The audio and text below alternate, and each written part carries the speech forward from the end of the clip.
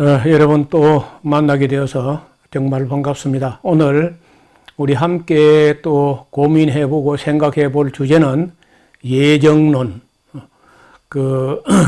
창세 전에 하나님께서 예정하신 문제에 대해서, 선택하신 문제에 대해서 같이 생각해 보기를 원합니다. 전에는 또 그런 말이 잘 없었는데, 자금에는 일반 세상 사람들이 아니고 교회를 다니고 또 뭐 신학을 했고 목사가 된 사람들 중에서도 예정론은 잘못된 것이다 하고 예정론을 부정하는 그런 주장을 예사롭게 그저 하더라고 보니까, 그래서 제가 오늘 오히려 반문하는 것은 어떻게 예정론을 믿지 않을 수 있습니까? 제가 이렇게 묻고 싶어요. 왜냐하면 성경에 예정론이 분명하고 또 그것은 뭐 사람이 지나가는 말로 한 게 아니라 아주 진지하게 사도 바울이 한 말이고, 어거스틴 같은 학자도 이걸 믿었고 존 칼빈도 꽤 유명한 학자인데 예정론을 기초로 해가지고 자기 신학을 수립을 했습니다. 그래서 그 예정론을 아마도 무슨 말인지 잘 모르고 또 이걸 부정하는 게 아닌가, 그런 생각도 해봅니다. 어떻든 오늘 예정하셨다는 거 하고 선택하셨다는 그 말씀을 무슨 말인지 같이 살펴보기를 바랍니다. 예정론은 먼저 숙명론이 아닙니다. 그리고 예정론은 운명론하고도 달라요. 예정론은 결정론이 아닙니다. 사람들이 사실 같은 말입니다. 숙명론, 운명론, 결정론. 이런 그 말은 하나의 철학적인 이야기인데, 모든 것이 다 결정되어 있기 때문에 인간에게 아무 선택의 여지가 없는 것이 숙명론 혹은 운명론, 결정론입니다. 근데 성경이 말하는 예정론은 전혀 그런 게 아닙니다. 거의 모든 것을 인간이 자유롭게 선택할 수 있게 해서, 인간은 예정론을 믿는다고 해서 그 선택의 자유나 의지의 자유가 무슨 제한을 받거나 전혀 그렇지 않아요. 그러니까 이게 예정론과 숙명론이 다르다는 겁니다. 아무 선택의 여지가 없다면은 숙명론 혹은 운명론, 결정론 이렇게 말해요. 그러나 성경이 말하는 예정론은 그런 말이 아니고 창세 전에 하나님께서 구원 얻게 될 사람들과 버림받게 될 사람들이 이미 작정되어 있다는 겁니다. 이렇게 할 때 또 이거 굉장히 또 논란의 소지가 있는데, 우리 그 예정론을 믿는, 수용하는 그런 신학적 입장에서 구원론의 관계가 있습니다. 사실 이 예정론이. 그래서 어떻게 되냐면요, 구원에 있어서 그 순서를 말하면은 맨 먼저 하나님의 예정이 먼저 있었다는 거예요. 그리고 예정된 사람을 때가 되면은 하나님께서 불러내요. 교회로 부릅니다. 교회로 불러서 거듭나게 해요. 중생. 그리고 이제 중생한 다음에 사람은요, 말씀이 들려, 하나님 말씀이 들리면서 믿음이 생겨납니다. 그 믿고 나서 그 다음에 회개를 하게 돼요. 회개. 그리고 회개한 후에 그의 삶은 거의 180도로 달라져서 세상 사람들이 가는 길로 가지 않고 끝없이 믿음의 도덕을 도덕의 지식을 지식의 절제를 절제의 인내를 인내의 경건을 경건의 형제 우애를 그 위에 사랑하는 데까지 올라가서 신의 성품에 참여하는 쪽으로 점점 성화되어 가는, 이렇게 되어 가는 그 구원론의 맨 기초가 예정된 사람이 구원받는다는 겁니다. 그래서 이것은 언제 예정되냐? 창세전에. 하늘과 땅과 뭐 사람, 동물, 식물, 공전의 새와 어류나 아무것도 창조하기 전에 하나님께서 맨 먼저 예정부터 하셨다는 겁니다. 그리고 이게 성경에 있는 말씀인데 이 이론은 혼자만 주장한 게 아니고 사도 바울이 언급을 했고 3번씩이나 어거스틴이나 존 칼빈 같은 분이 아주 절대로 양보할 수 없는 교리로 그렇게 믿어왔습니다. 이분들은 다 기독교 역사상 아주 훌륭한 분들이었고 그들이 믿고 주창하고 주장해온 신학적인 이론인데요. 이를 부정하는 것은 사실은요, 성경을 부정하는 겁니다. 바울은 신약 성경 3군데에서 이 예정에 관해서 말씀을 하셨는데 그것도 3번씩이나 오늘 우리가 먼저 인간의 이론을 자꾸 앞세우지 말고 그 성경에 바울이 실제로 무슨 말을 했는지 좀 살펴보고 그리고 또 좀 우리가 생각을 해보도록 합니다. 먼저 바울의 예정론을 보면요 이렇게 되어 있어요.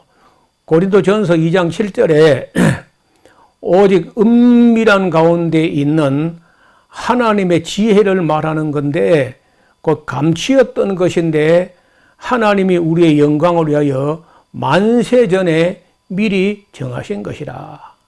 자, 이것은 바울이 고린도 교회에 편지할 때 사람들이 바울이 하는 그런 주장하는 설교 이런 내용들이 별로 수준이 높지 못하고 철학적으로 그런 깊이가 있는 것 같지 않다. 이제 이런 식으로 바울을 그저 폄훼하는 그런 말들이 아마 들렸던 모양인데 그때 바울이 이에 대해서 이제 말씀하시기를 우리가 신앙이 어린 사람들에게는 이런 말 하지 않지만은 그래도 들을 만한 사람들, 들을 수준이 있는 사람들에게는 지혜 이상, 철학 이상의 것도 이야기한다. 그게 뭐냐? 바로 하나님의 지혜를 말한 건데 세상 철학자들의 지혜, 소피스트 이런 사람들의 지혜가 아니라 하나님의 지혜, 하나님의 철학을 말하는데 곧 감추었던 것인데 하나님이 우리의 영광을 위하여 만세 전에 미리 정하신 것, 예정하신 것, 예정론 같은 것은 굉장히 수준이 높은 것이어서 초신자, 새신자들이 말할 수 없고 온전한 자들 가운데서 우리가 이런 얘기도 한다. 그런 얘기요. 그 다음에 두 번째 언급된 것이 로마서 8장 29절 30절인데 이런 말입니다. 하나님이 미리 아신 자들로 또한 그 아들의 형상을 본받게 하기 위하여 미리 정하셨으니 미리 정하셨다면 이게 예정이야. 이는 그로 많은 형제 중에서 맏아들이 되게 하려 하심이니라. 또 미리 정하신 그들을 예정하신 사람들이죠. 미리 정하신 그들을 또한 부르시고 부르신 그들을 또한 의롭다 하시고 의롭다 하신 그들을 또한 영화롭게 하셨다. 자, 전혀 여기 타협의 여지 그런 거 없습니다. 양보 여지가 없는 거예요. 창세전에 미리 정하신 사람들을 부르신다는 거예요. 이렇게 부르시는 것은 다 믿거든요. 이거 예정을 부정하는 사람들도 하나님의 부르심, 소명에 대해서는 인정한다고요. 그리고 누구를 소명하느냐?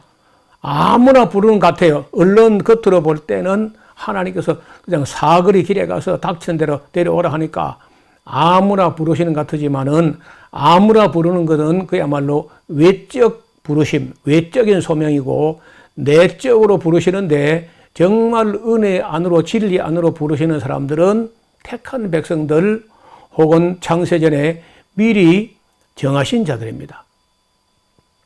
자, 그러면 정하신 건 분명한데 다시 한번 바울이 하는 말을 더 들어보기 위해서 우리가 에베소서 1장을 봅니다. 에베소서 1장에 보면은요, 1장 4절부터 6절에 곧 창세 전에 그리스도 안에서 우리를 택하사 창세 전에 택하셨다는 거예요. 우리도 사랑 안에서 그 앞에 거룩하고 흠이 없게 하시려고 그 기쁘신 뜻대로 우리를 예정하사 택하시고 예정하셨다는 거예요. 예수 그리스도로 말미암아 자기의 아들들이 되게 하셨으니 이게 다 창세 전에 하신 거야. 이는 그의 사랑하시는 자 안에서 우리에게 거저 주시는 바 그 은혜의 영광을 찬미하게 하려는 것이라. 교회에 나오는 분들이 처음 나와서는요, 이런 걸 몰라요. 모르고 이제 성경을 공부해 가다가 어느 날 깨닫게 됩니다. 하나님 말씀을 듣다가, 내가 교회에 나오니까 그냥 나를 불쌍히 여겨가지고 구원하셨거나 이렇게 되지 않고, 나를 부르신 것은 창세 전에 나를 예정해 두었다가 때가 되니까 가장 효과적인 방법으로 나를 부르셨구나 하는 것을 깨닫는 날에는 그 하나님의 은혜의 영광을 찬미하게 하려고 그렇게 하셨다는 거예요. 바울은 우리의 구원이 창세 전부터 예정된 하나님의 뜻대로 이루어지는 것으로 인식하고 있었어요. 제가 또 다른 곳에서 한 번 더 언급하겠지만은 역사의 의미가 뭐냐? 역사란 창세 전에 하나님께서 예정하신 것들이 이루어져 가는 과정이 역사예요. 인간들이 다 욕심을 가지고 자기 마음대로 역사를 뭐 좌지우지할 수 있는 것 같지만은 그러함에도 불구하고 하나님은 그 예정하신 뜻을 반드시 이루어 가시는 하나님의 경륜이 있다는 겁니다. 이러한 이론들은 물론 인간의 이성으로 다 이해할 수 있는 게 아닙니다. 그 성경에 그렇게 기록되어 있기 때문에 믿는 건데, 조금 우리가 이해해 보자면요. 한번 생각해 봐요. 만약에 예정을 인정하지 않으면 선택도 작정도 안 했다는 건데, 그렇게 믿을 수 있습니까?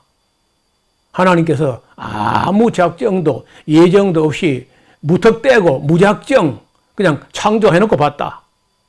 그 말이 돼요? 무작정.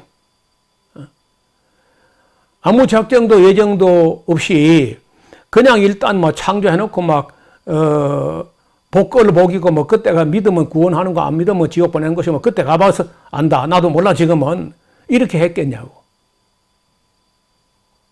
그건 더 이상하지 않나요? 예정을 인정하지 않는 것은 하나님은 아무것도 모르고 그 미래도 어떻게 모르고 누가 믿을까 아무것도 모르고 그냥 무작정 창조했다 이렇게 이제 말해야 되는데 그게 예정론보다 더 합당하냐고요. 저는 합당하지 않다고 봐요. 하나님께서 미리 아시기 때문에 창조했다. 이걸 혹시 누가 예지 예정이라고 이런 말을 해요. 예지, 미리 알았기 때문에 예정했다. 이렇게 하는 분들이 있거든요. 뭐 감리교 계통에서 그런 말 하는데, 아니 예정도 작정도 안 한 걸 알고 말고 할 게 있나요? 또 하나님이 뭐 어떤 하나님 모르는 하나님의 지식 인식 밖에 뭐가 있는 게 있습니까? 알고 말고 할 게 있냐고. 작정도 안 한 걸 하나님이 어떻게 알아요? 그래서 칼빈의 주장처럼 하나님의 절대 주권적 예정이다. 그리고 버림받을 사람도 이미 다 작정된 겁니다. 모르죠. 다. 본인도 모르고 누구도 몰라요. 다만 하나님은 아신다는 거예요.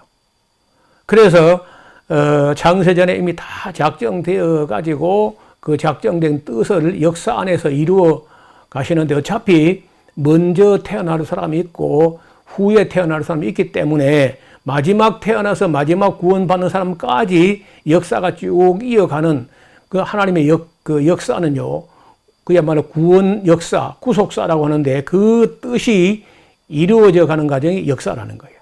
그래서 예정을 부정하게 되면은 하나님 아무 예정도 계획도 없이 무작정 창조해놓고 봤다. 이런 억지 주장을 해야 되는데 그건 아마 예정론보다 더 훨씬 억지 주장이 될 겁니다. 이제 저와 같이 이런 문제를 하나씩 짚어 나가게 되면은 우리가 믿는 바 예정론은 전혀 무리한 이론이 아니고 다만 우리가 모르는 것뿐이지 하나님은 다 창세전에 예정하셨다는 바울의 말과 성경의 말과 어거스틴 또 칼빈의 말이 그런 이론이 옳다는 것을 인정할 때가 이를 겁니다. 오늘 이야기는 너무 복잡하게 하지 않고 여기까지 해서 정리하겠습니다. 감사합니다.